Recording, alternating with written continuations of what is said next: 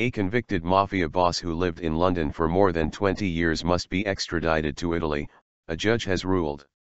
Domenico Rancadore was arrested in August 2013 after he was found living in Uxbridge, West London, under the alias of Marc Skinner. He was convicted in his absence in 1999 of being a member of a criminal organization and sentenced to 7 years in jail.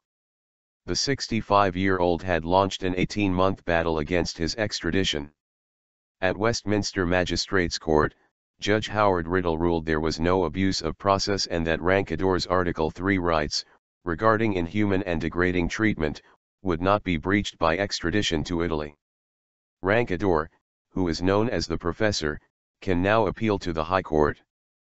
BBC Legal Affairs correspondent Clive Coleman, who was in court, said, his extradition was sought under the European Arrest Warrant scheme and the grounds for opposing extradition under that scheme are very limited, and we are waiting to hear from his lawyers as to whether they intend to make this last-ditch appeal. At the moment his extradition has been ordered here at court today, and in the normal run of things that would mean him being returned under the extradition to Italy in the next 10 days.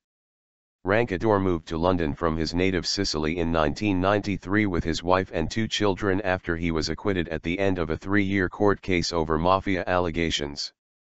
But in a second trial in 1999, the former teacher was convicted in his absence of being part of a criminal organization between 1987 and 1995. While in Britain, he had run a travel agency. Since his arrest in 2013, he has fought a legal battle to prevent his extradition. In March 2014 he defeated a bid to extradite him on grounds that prison conditions in Italy would breach his human rights. Days later he was told he would not face an appeal because the Crown Prosecution Service had missed a deadline to lodge the appeal. But he was rearrested in April after a fresh European arrest warrant was received from the Italian authorities.